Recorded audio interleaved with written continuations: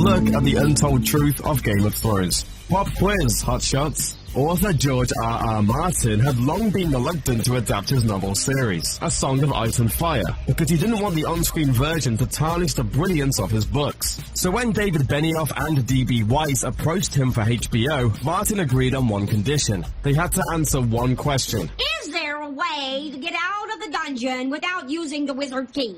What the hell are you talking about? Actually, Martin asked them who they believed Jon Snow's true parents were. When Benioff and Weiss gave the correct answer, Martin gave his blessing in return. While the rest of the world finally learned the truth during the Season 6 finale, that Jon Snow is really the son of Rhaegar Targaryen and Lyanna Stark, it's not hard to admire Benioff and Weiss for sussing out the truth years ago. HBO nearly cancelled it before it aired. Believe it or not, even after solving Martin's riddle, Benioff and Weiss's first pass at the pilot episode wasn't very good. HBO executives and producers were so unhappy they almost ended the show before it could even begin.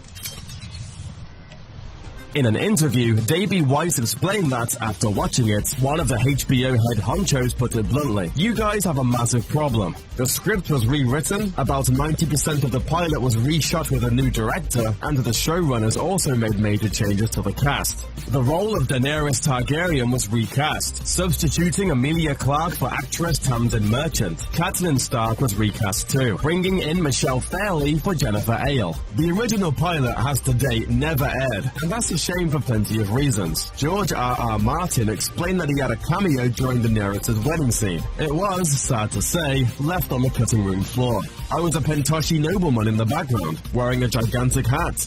Lady Stoneheart. If you're a Game of Thrones fan who's never read the books, you might not realize that one of the franchise's most popular characters hasn't even shown up on screen yet. In the novels, the Red Wedding isn't the end of the story for doomed Catelyn Stark. After she's killed, the Freys throw her body into the river, where it floats for 3 days before being recovered by Beric Dondarrion and the Brotherhood without banners. Lord Beric magically resurrects her, at the cost of his own life. He dies as the spark of life passes to Lady Catelyn. When she rises, her skin is grey, her hair has turned brittle and white, and her face has a mass of shredded wounds filled with clotted black blood. She cannot speak, because the bloody bastards cut her throat too deep for that, but she remembers. Catelyn Stark is dead, and Lady Stoneheart's reign has begun. She becomes the new leader of the Brotherhood, and directs them in a bloody campaign of vengeance against Lannisters and Freys. When learning Klingon just isn't enough. Although Martin only created a rudimentary outline for the fictional languages of his novel, Game of Thrones producers required a much broader vocabulary to use on the show. They turned to Language Creation Society founder David J. Peterson, and he created entire languages for both Dothraki and Valyrian, including grammatical rules and pronunciation guides. If you'd like to learn either language yourself, direct your web browser to the appropriately named Dothraki.org. The Red Wedding really happened. Well, the Red Wedding sort of really happened. Author George R.R. Martin frequently draws from real history for his books, and a notably nasty incident in Scottish history served as inspiration for the infamous Red Wedding in Season 3. In a 15th century incident that will be later known as the Black Dinner, William, the 16-year-old Earl of Douglas, and his 10-year-old brother were invited to a feast with James II, the child King of Scotland. The king's advisors dragged the young Earl and his brothers outside the castle, gave them a mock trial, and then beheaded them both. The Lannisters and their regards.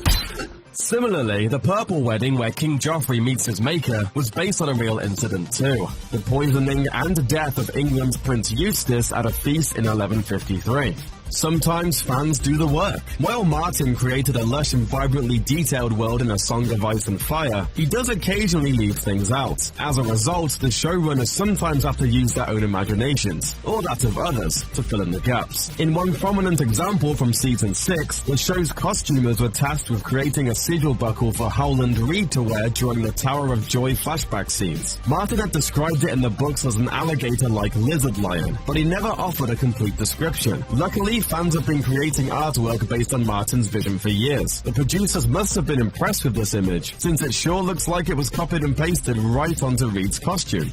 Horsepower and bodybuilding. In Season 6, during the breathtaking cavalry charge at the Battle of the Bastards, Jon Snow stands alone on the battlefield as Ramsay Bolton and Umber Horsemen ride toward him at breakneck speed, but Snow's army suddenly rushes up behind him, igniting one of the show's most impressive battle scenes. If you thought it had to be green screen trickery, however, you were wrong. The showrunners revealed that Snow's army suddenly rushes up behind him, igniting one of the show's most impressive battle scenes. If you thought it had to be green screen trickery, however, you were wrong. The showrunners revealed in a behind-the-scenes video that those were dozens of real live horses charging Harrington at full gallop. Until the last minute, I was stood there facing off against this cavalry charge, which is really scary. We're a bit annoyed because I think everyone's going to think it was CGI.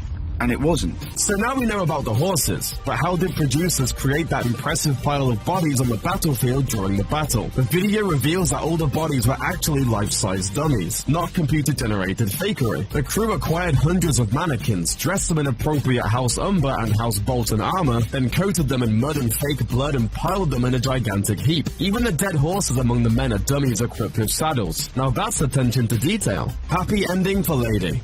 One of the most heartbreaking moments on Game of Thrones came during Season 1, when Prince Joffrey orders the death of Arya Stark's beloved direwolf. When the Lannister soldiers can't locate Arya's pet, Queen Cersei orders that Sansa's direwolf, Lady, be killed instead. Thankfully, Lady, or rather, the Northern Inuit dog that played her on screen, got a happier ending in real life. Actress Sophie Turner bonded with the animal during the shoot, and she adopted her.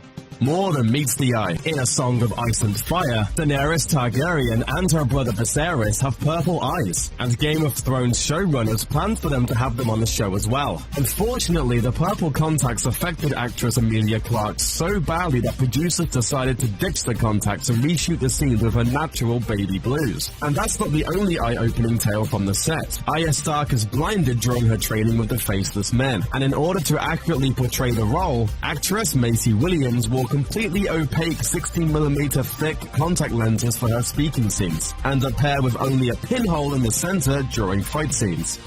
A gift for hate. Until Ramsay Snow hit the screen during Season 3, Joffrey Baratheon was perhaps the most universally despised character on the show, which I disagree with. He was the best character by far. Irish actor Jack Gleeson did such a convincing job as a sadistic boy king that Martin reportedly sent him a note that read, "Congratulations on your marvelous performance. Everyone hates you." Gee.